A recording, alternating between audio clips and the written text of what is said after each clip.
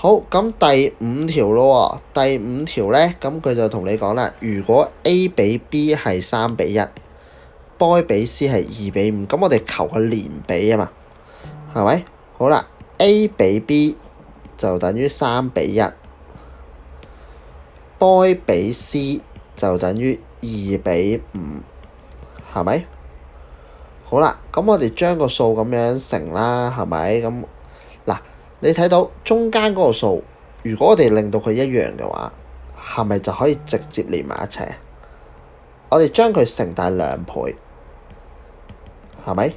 唔叫3:1啦，叫做6:2，係咪？咁我哋就可以答人哋咯喎。A 比 B 比 C 咧，因為中間嗰個一樣啊嘛，我哋就可以直接連埋一齊啦，就會做到係6:2:5啦。